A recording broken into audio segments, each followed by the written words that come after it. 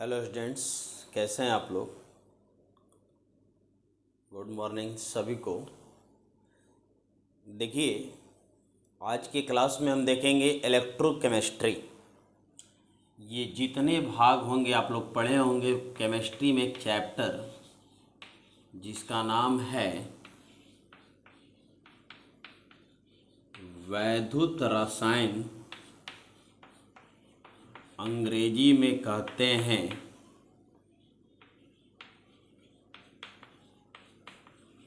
Electrochemistry.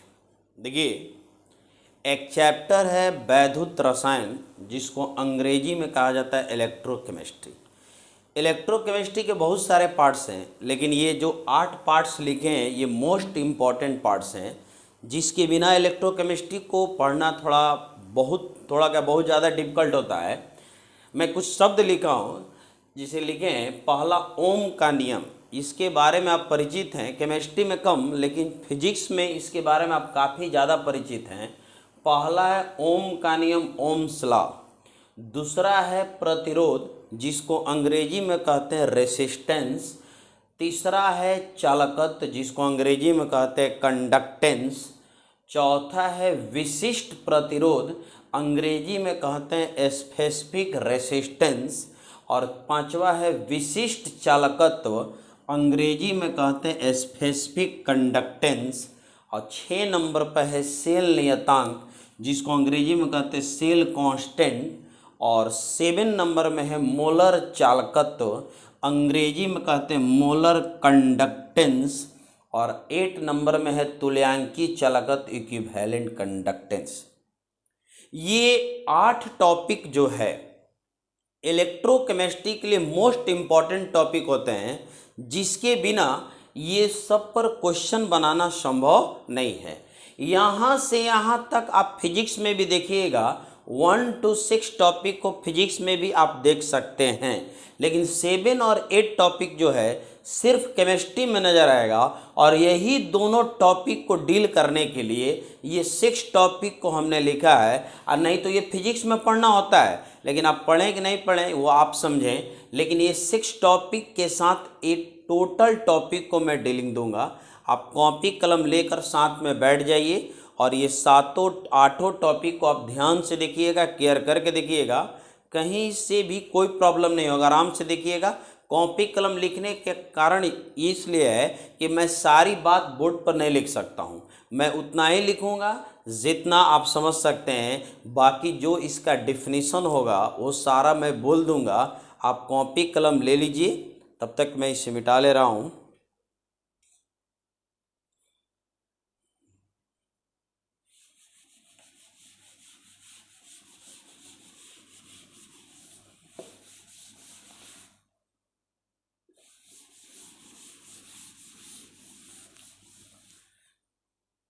देखिए, पहला dealing करेंगे ओम का नियम। फिजिक्स में तो बहुत ज़्यादा आप डीलिंग किए होंगे, लेकिन केमिस्ट्री में हम बहुत ज़्यादा डीलिंग तो नहीं करेंगे, लेकिन इतना करेंगे कि जिससे आप बेटर ढंग से समझ सकें। देखिए, ओम का नियम आप सुने होंगे कि सन 1826 ईस्वी में एक वैज्ञानिक था, सर साइमन ओम इनका पूरा नाम था। ऐसे ओम से ही लोग जानते हैं।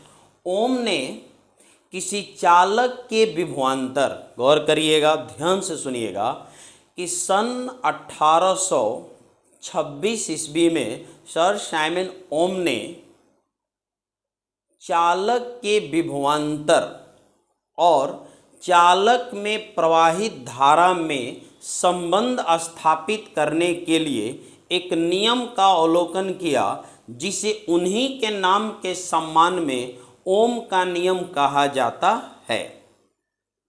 अब यह नियम क्या है तो थोड़ा ध्यान से पहले सुन लीजिएगा, फिर मैं लिखवा दूंगा, लिख लीजिएगा। ओम का नियम क्या कहता है कि यदि किसी चालक का भौतिक अवस्था जैसे तापमान, आयतन, घनत्व इत्यादि नियत हो, तो उस चालक के 2 ध्रुवों के बीच का जो विभवांतर है उस चालक में प्रवाहित विद्युतीय धारा का अनुक्रमानुपाती या समानुपाती होता है। इसका मतलब ये होता है कि अनुक्रमानुपाती मतलब एक बढ़ेगा तो दूसरा भी बढ़ेगा। तो थोड़ा ध्यान से लिख लीजिए सभी लोग, ध्यान से लिखिए कॉपी कलम पर कि सन 1826 ईस्वी में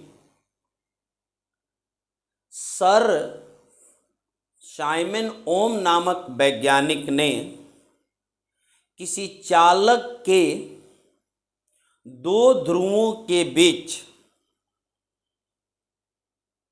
विभवांतर और चालक में प्रवाहित विद्युतीय धारा के बीच संबंध स्थापित करने के लिए एक नियम का अवलोकन किया जिसे ओम का नियम कहा जाता है।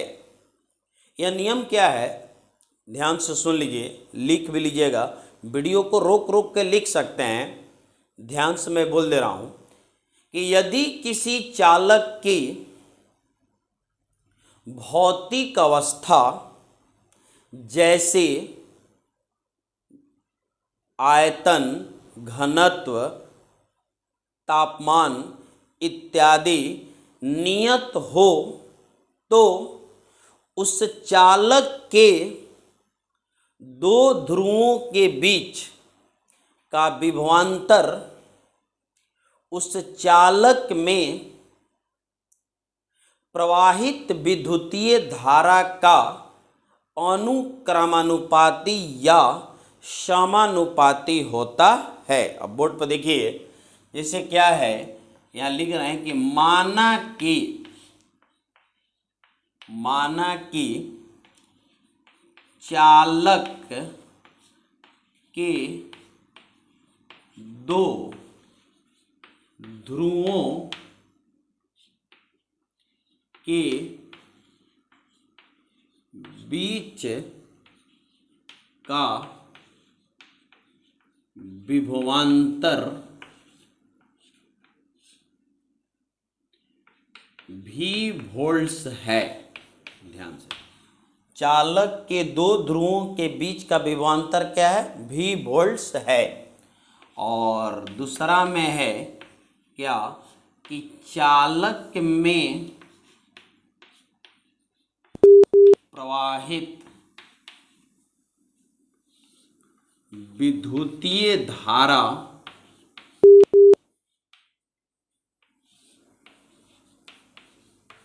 कितना है, आई एम्पियर है। गौर करिएगा, ध्यान दीजिएगा, हमने क्या मान लिया है कि चालक के दो ध्रुवों के बीच का विभवांतर क्या है, भी वोल्ट्स है, और चालक में प्रवाहित विद्युतीय धारा क्या है, आई एम्पियर है। ध्यान से गौर करके देखिएगा, चालक में प्रवाहित विद्युतीय धारा आई एम्पियर है और ध्रुवों के बीच का विभवांतर क्या है, भी वोल्ट्स।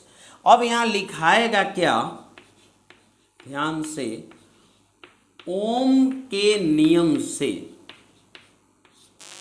ओम के नियम से आपका क्या होगा, थोड़ा गौर करके देखिएगा, ओम के नियम से होगा, ध्यान दीजिएगा, गौर करके तभी समझ में आएगा।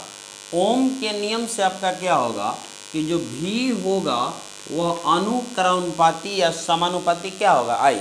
इसका मतलब होता है क्या कि यदि भी का मान बढ़ेगा तो आई का मान भी बढ़ेगा, और भी का मान घटेगा तो आई का मान भी घटेगा। यानी जो भी होता है वह आई का अनुक्रमानुपाती या समानुपाती होता है। एक बढ़ेगा तो दूसरा बढ़ेगा,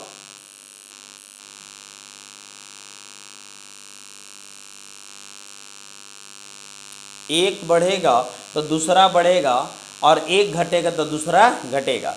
अब देखिए, प्रोपोर्शनैलिटी का साइन हटेगा, तो फिजिक्स हो चाहे केमिस्ट्री हो चाहे मैथ में पढ़े होंगे कि यदि प्रोपोर्शनैलिटी का साइन हटता है तो श्योर है कि कोई ना कोई कांस्टेंट टर्म आता है। तब यहाँ से प्रोपोर्शनैलिटी को हटा देंगे और यहाँ पर आएगा कांस्टेंट ग्रुप में क्या, आर, और इसी आर को हम लोग कहते हैं नियतांक। ये आर को क्या कहते हैं, नियतांक। जो आर यहाँ किस रूप में आया है, तो प्रतिरोध के रूप में आया। किस रूप में आया है, प्रतिरोध के रूप में आता है। तो भी अनुक्रमानुपाती या समानुपाती आई का होता है, और भी बराबर क्या होता है, आई आर। और यदि आप चाहें तो अगर R बराबर लिखना चाहें तो क्या आ जाएगा V/I। ये गौर करके देखिएगा कि R बराबर क्या आएगा V/I। तो ओम का नियम यही कहता है कि यदि किसी चालक के दो ध्रुवों के बीच का विभवांतर V वोल्ट्स है और विद्युतीय धारा I एम्पियर है, तो उस विभवांतर जो होता है उसमें प्रवाहित विद्युतीय धारा का अनुकरणपाती या समानुपाती होता है। प्रोपोर्शनैलिटी का साइन एटा कांस्टेंट आएगा, R बराबर हो जाएगा V/I। इसमें बहुत सारे क्वेश्चन हम देखेंगे, फिलहाल इतना देखिएगा। अब देखिए इतना ही, और फिजिक्स में इससे आप ज़्यादा डीलिंग कीजिएगा, लेकिन हमारा केमिस्ट्री में इससे ज़्यादा इसका यूज नहीं है, क्योंकि बहुत सारे ऐसे क्वेश्चन आएंगे कि इसका यूज होगा, और जब यूज होगा तो अगर आपको नॉलेज नहीं होगा तो हम क्वेश्चन नहीं बना पाएंगे, आप नहीं समझ पाएंगे। थोड़ा ध्यान दीजिए, हमने ओम का नियम देख लिया, आप इसको ध्यान से देखते रहिएगा, है ना।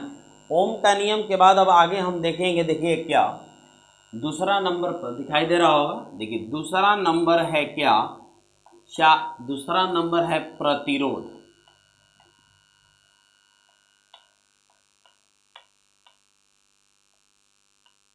देखिए प्रतिरोध क्या है, अंग्रेजी शब्द का हमने लिख दिया है।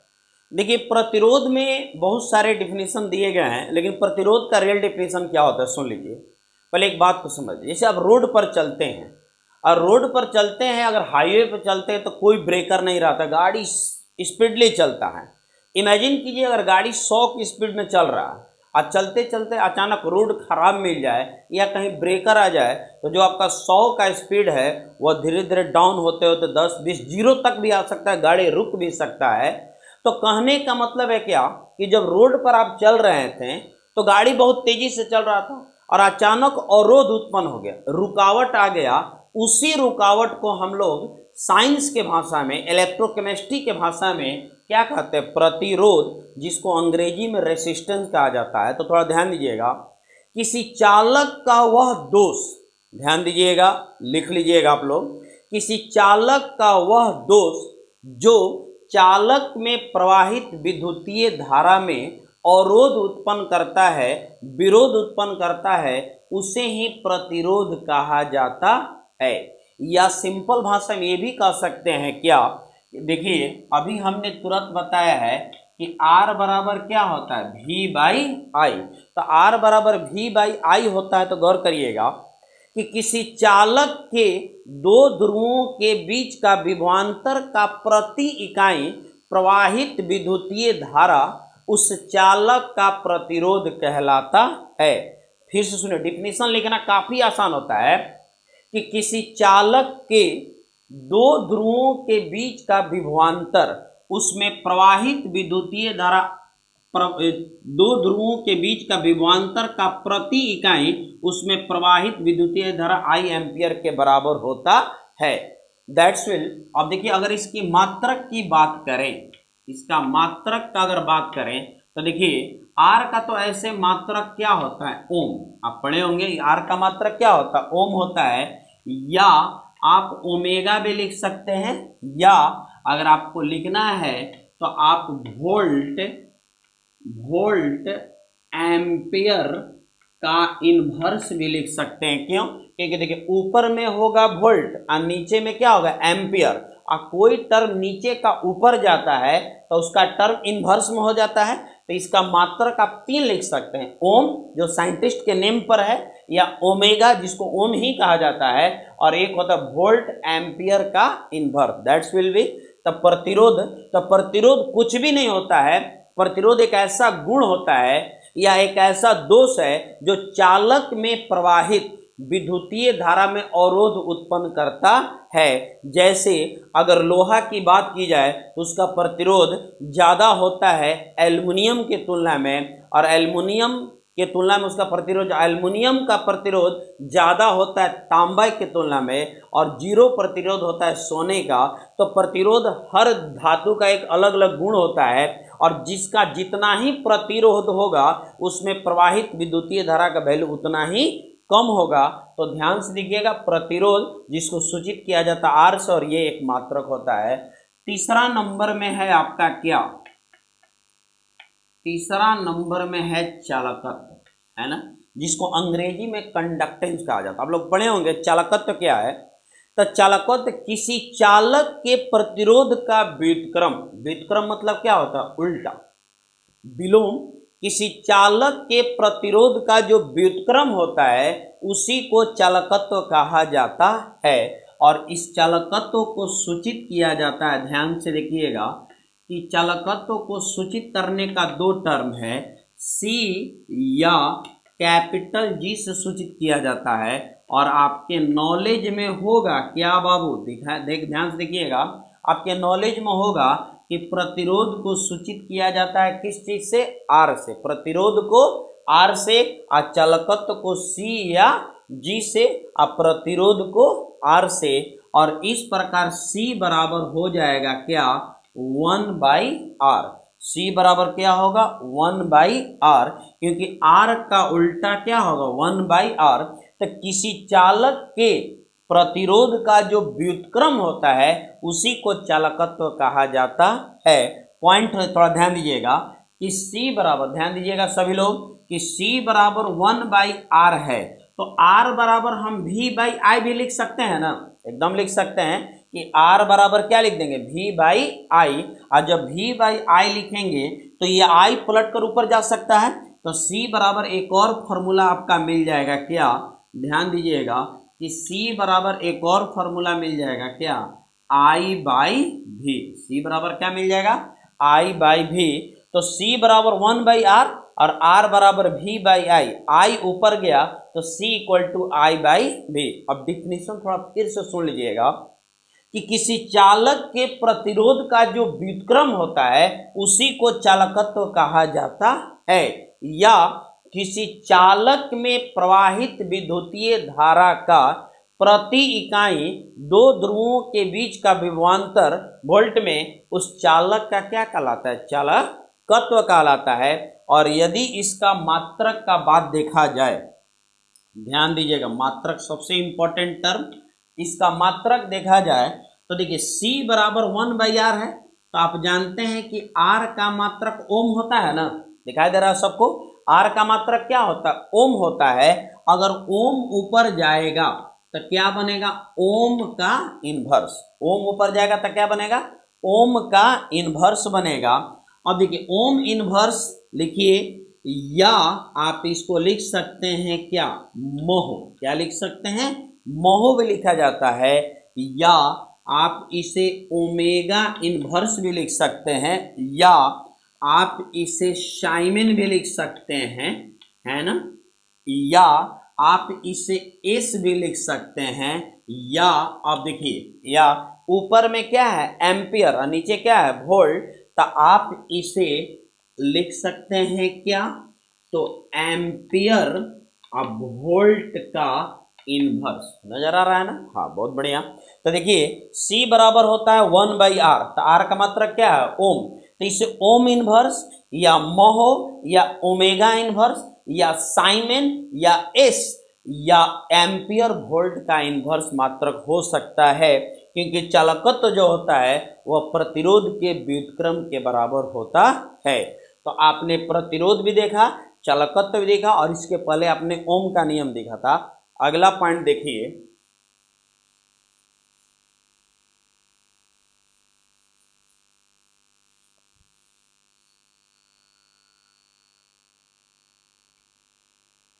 देखिए चौथा है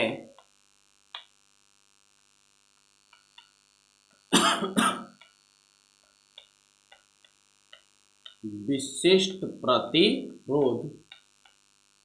देखिए विशिष्ट प्रतिरोध क्या होता है पहले सुन लीजिए, पहले विशिष्ट प्रतिरोध को तो हम सीखेंगे ही, पहले इसके बारे में जान लें। देखिए जो प्रतिरोध होता है क्या होता है, गौर करके सुनिएगा। प्रतिरोध किसी चालक के लंबाई का अनुक्रमानुपाती या समानुपाती होता है, यानी जैसे जैसे, गौर कर रहे हैं सभी लोग, जैसे जैसे चालक की लंबाई बढ़ेगा वैसे वैसे उसका प्रतिरोध का मान भी बढ़ेगा। इसलिए कभी देखे होंगे, सुन लीजिए गौर करके, आप सोचते होंगे कि महंगा महंगा मोबाइल खरीदते हैं, तार चार्जर का थोड़ा लंबा क्यों नहीं दे देता, तो दे सकता है, तार बहुत महंगा नहीं मिल सकता है, लेकिन तार छोटा देता है। इसका कारण क्या है कि अगर तार लंबा हो जाएगा तो जब तार चालक है, चालक की लंबाई बढ़ेगा तो प्रतिरोध बढ़ेगा और आपके मोबाइल को करंट की सप्लाई ढंग से नहीं मिलेगा, पूरा एनर्जी नहीं मिलेगा, क्योंकि चालक की लंबाई बढ़ा दीजिएगा तो प्रतिरोध का मान भी बढ़ जाएगा। थोड़ा गौर करिएगा, जैसे कि मान लीजिए कि ये चालक है ना, ये चालक है ना, चालक की लंबाई को आप क्या मान लीजिए L, चालक की लंबाई को हमने क्या मानना L। और देखिए चालक जो होता है, जैसे मान लीजिए अंगुली है चालक, है ना, तो ये चालक की लंबाई L है और मान लीजिए यहाँ से इसको काटा गया है, तार को काटेंगे तो उसका शेप, जो कटिंग का शेप है, या तो वृत्ताकार होगा या तो वर्गाकार होगा या आयताकार, उससे हमको मतलब नहीं है। फिलहाल हम वृत्ताकार ही लेकर चलेंगे और ये है क्या A। तो ध्यान से थोड़ा गौर करके देखिएगा कि इसमें हमने क्या, तो चालक की लंबाई को हमने क्या माना है L। ध्यान से देखिएगा, चालक की लंबाई A और इसके बाद हमने क्या माना है, ध्यान से देखिएगा कि चालक का अनुप्रस्थ काट का क्षेत्रफल को हमने क्या माना है A। चालक की लंबाई को हमने माना है L और अनुप्रस्थ काट का क्षेत्रफल को क्या माना है A।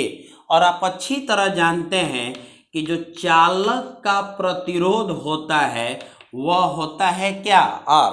तो सिंपल एक नियम से देखिएगा, ध्यान से, सिंपल एक जब नियम से चलेंगे तो क्या होता है, थोड़ा ध्यान दीजिएगा, जो R होता है वह लंबाई का क्या होता है, अनुक्रमानुपाती या समानुपाती। यानी अगर चालक की लंबाई बढ़ेगा तो प्रतिरोध का मान भी बढ़ेगा, लंबाई घटेगा तो प्रतिरोध का मान भी घटेगा।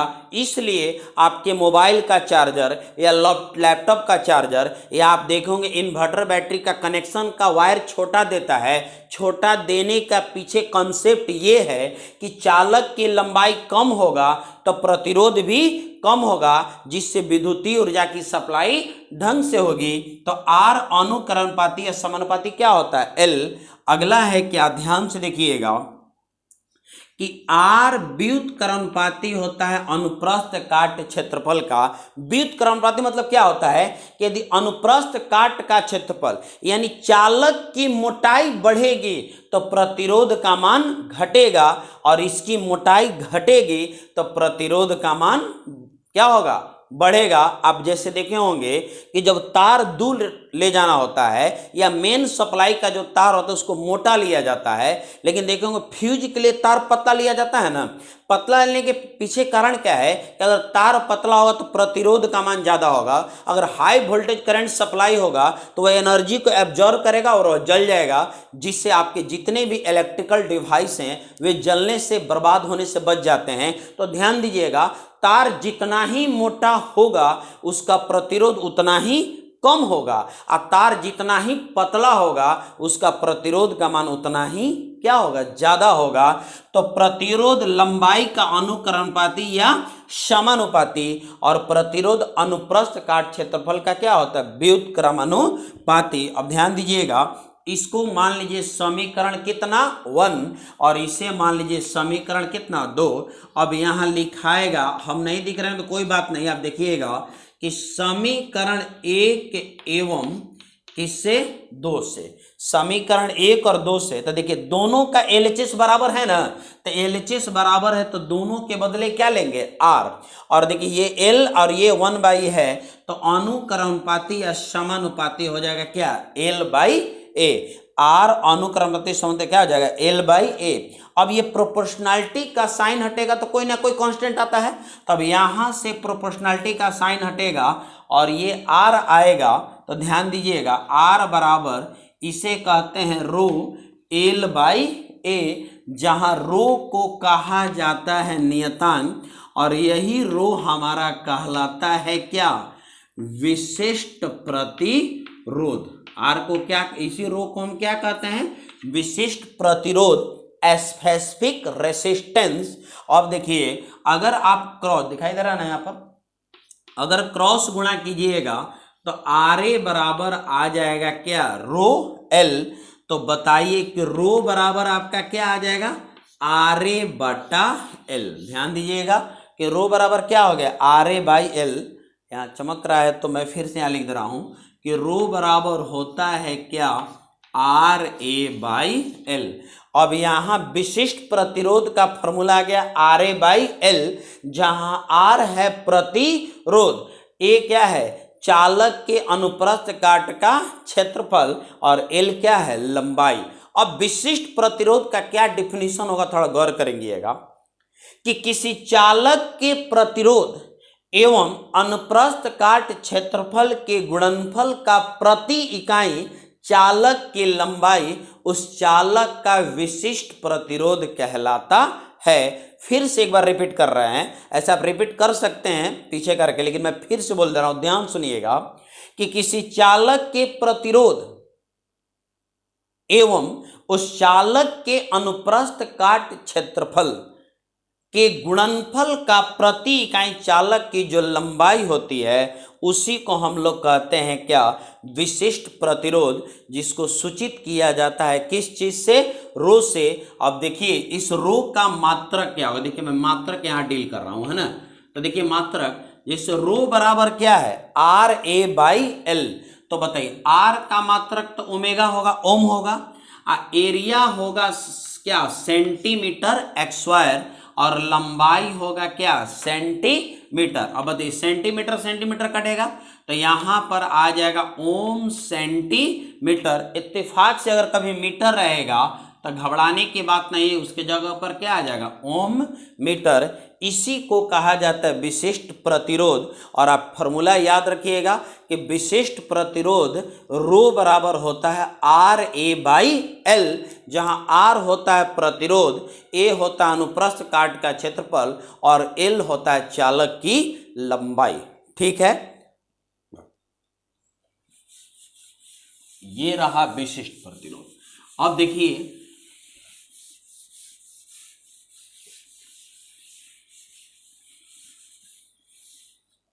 सुनिए, आपने क्या क्या दिखा, ओम का नियम, प्रतिरोध, चालकत्व, विशिष्ट प्रतिरोध। अब अगला नंबर है आपका 5वां नंबर में क्या,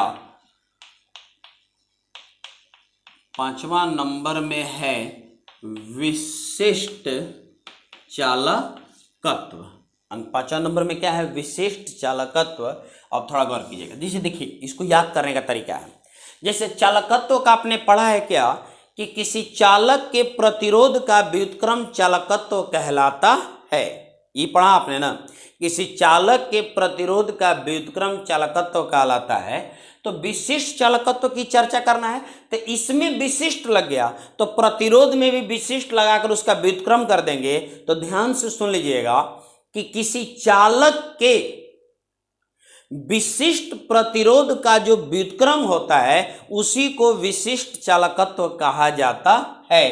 ध्यान से देखिएगा, आपने पढ़ लिया है क्या कि जो विशिष्ट प्रतिरोध होता है, ध्यान से देखिएगा, उसे सूचित किया जाता है किस, रो से। और अब जान लीजिए कि जो विशिष्ट चालकत्व होगा इसे सूचित करते हैं किससे, इसका नाम आप जानते होंगे, इसे कप्पा कहा जाता है। क्या कहा जाता है, कप्पा। के को थोड़ा सा खींचना है, ये कप्पा हो गया। और ध्यान से देखिएगा कि कप्पा बराबर हो जाएगा 1/रो, क्योंकि रो है विशिष्ट प्रतिरोध। तो विशिष्ट प्रतिरोध का जो व्युत्क्रम होगा उसी को विशिष्ट चालकत्व कहा जाता है, यानी कप्पा बराबर हो जाएगा 1/रो। अब थोड़ा गौर कीजिएगा, ये रहा आपका कप्पा, और रो बराबर आपने अभी प्रूव किया है क्या, आर ए बाई एल। अब एल पलट कर ऊपर जाएगा ना जी, तो जब जाएगा तो देखिएगा क्या कि कप्पा बराबर हो जाएगा क्या, एल बाई आर ए। ध्यान से देखिएगा, एल बाई आर ए। अब इसका डिफिनीशन आप यहीं से बोल सकते हैं, डिफिनीशन आप बना सकते हैं, लिख सकते हैं, रटने की कोई जरूरत नहीं। देखिए ध्यान से सुनिए, किसी चालक की लंबाई का प्रति इकाई उस चालक का प्रतिरोध एवं अनुप्रस्थ काट क्षेत्रफल का गुणनफल उस चालक का विशिष्ट चालकत्व कहलाता है, जिसे सूचित किया जाता है कप्पा से। और यदि इसका मात्रक को देखा जाए, थोड़ा ध्यान दीजिएगा, मात्रक को देखा जाए तो क्या मात्रक होगा, तनी ध्यान दीजिएगा कि देखिए कप्पा का मात्रक देखो, ऊपर में है लंबाई तो ऊपर में क्या होगा सेंटीमीटर, ऊपर में क्या होगा सेंटीमीटर, और ये है आर, तो आर को कहा जाता है क्या, ध्यान दीजिएगा, आर को ओम या ओमेगा, और ये होता है सेंटीमीटर का स्क्वायर। सेंटीमीटर सेंटीमीटर कटेगा ना, बोलिए बाबू। अब ओम जाएगा ऊपर तो क्या बनेगा, ध्यान से देखिएगा, ओम ऊपर जाएगा तो क्या बनेगा ओम का इनवर्स, सेंटीमीटर भी जाएगा तो क्या बनेगा सेंटीमीटर का इनवर्स, यानी इसका मात्रक क्या होगा ओम इनवर्स सेंटीमीटर का इनवर्स। या आप इसे ऐसा भी लिख सकते हैं, अगर मीटर रहेगा तो ओम इनवर्स और यहाँ पर हो जाएगा मीटर का इनवर्स, और ये मात्रक से हम पहचान सकते हैं कि विशिष्ट चालकत्व ऐसा होता है। तो याद रखिएगा कि जैसे चालकत्व प्रतिरोध का व्युत्क्रम होता है, उसी तरह विशिष्ट चालकत्व जो होता है वो विशिष्ट प्रतिरोध का व्युत्क्रम होता है। दैट्स ऑल, क्लियर है। आगे देख लीजिए एक और पॉइंट,